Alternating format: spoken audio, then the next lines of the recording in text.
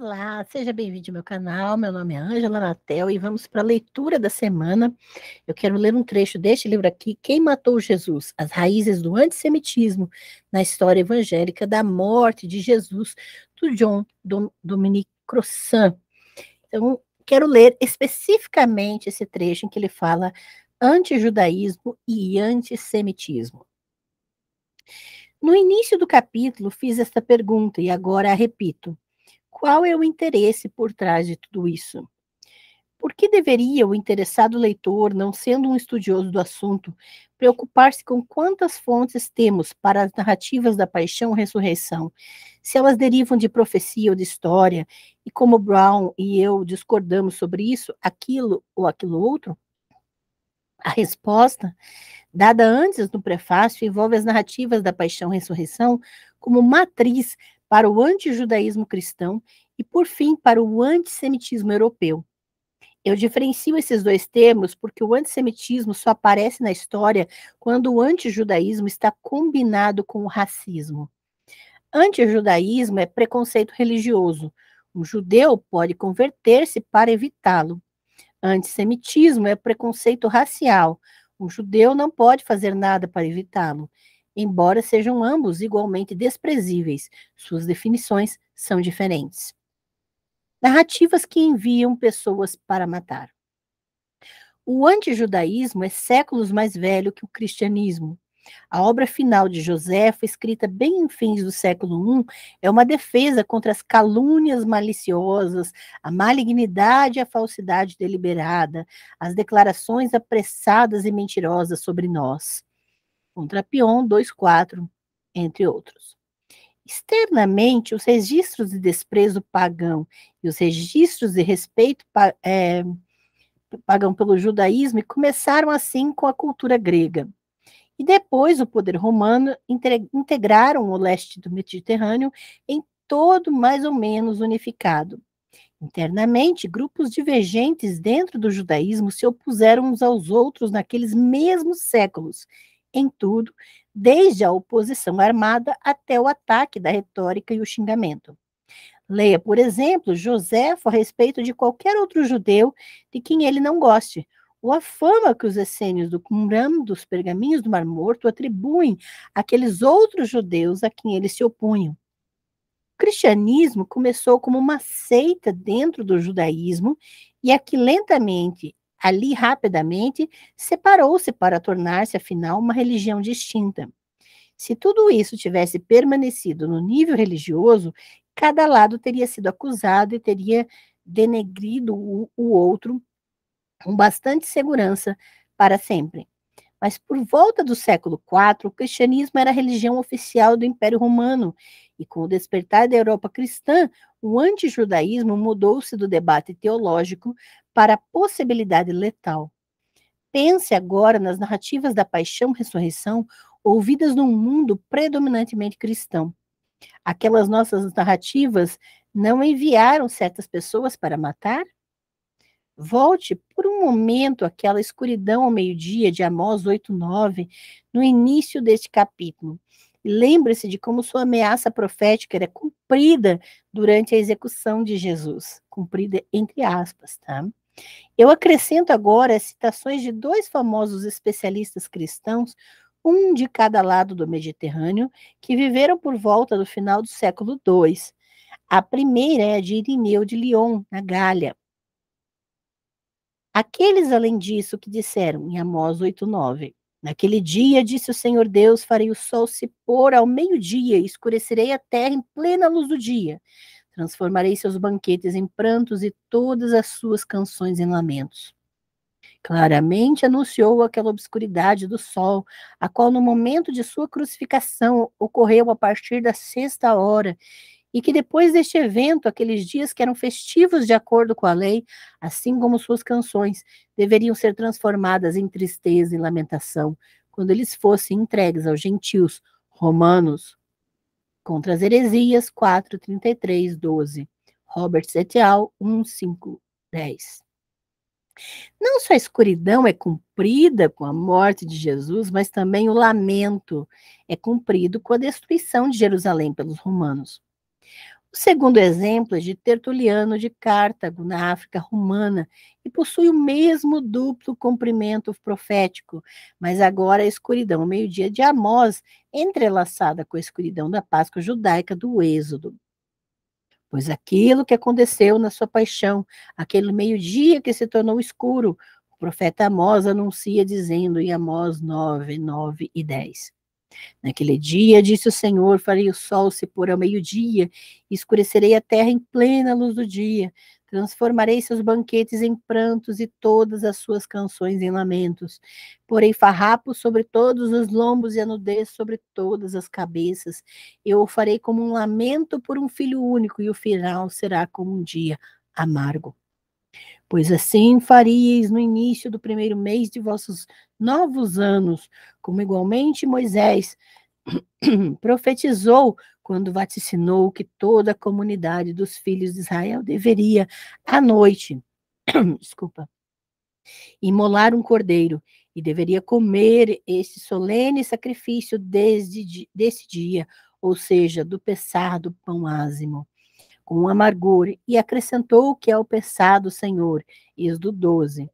O Senhor disse a Moisés e a Arão na terra do Egito: esse mês deve marcar para vós o início dos meses, deve ser o primeiro mês do vosso ano. Dizei a toda a congregação de Israel que deverão levar um cordeiro a cada família, abatê-lo no crepúsculo.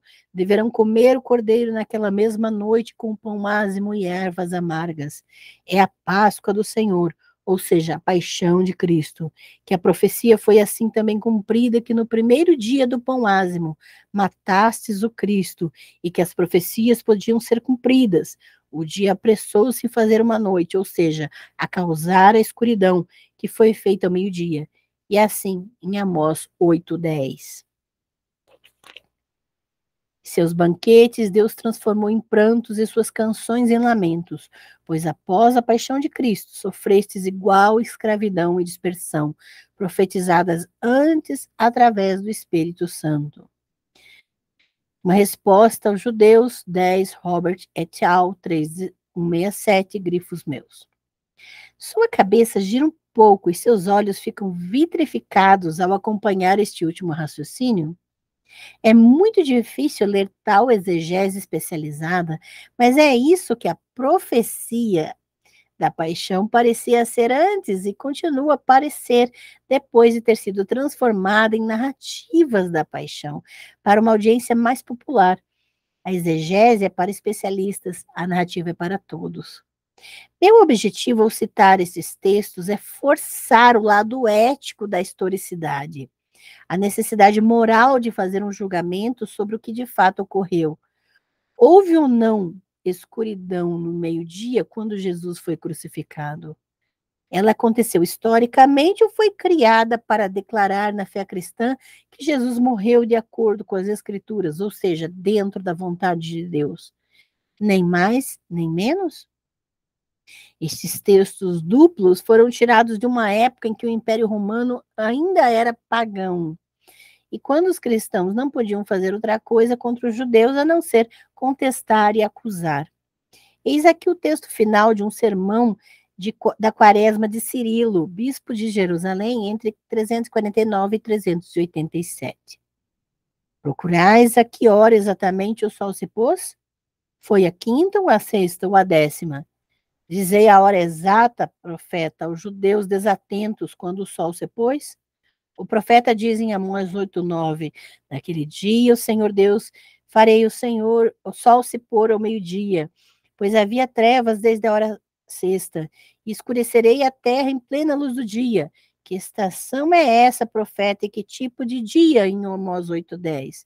Transformarei seus banquetes em prantos e todas as suas canções em lamentos, pois estava nos ázimos que esse evento aconteceria, e no banquete da Páscoa. Então ele diz em Amós 8:10, eu o farei como o lamento por um único filho, e o final será como um dia amargo.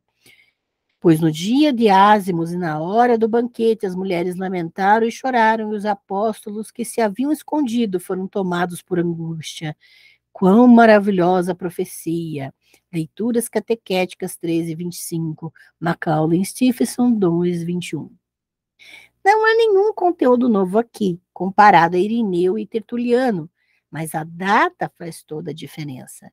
Aquele sermão foi feito em Jerusalém na metade do século IV, quando o cristianismo estava assumindo o poder imperial sobre aqueles judeus desatentos, entre aspas.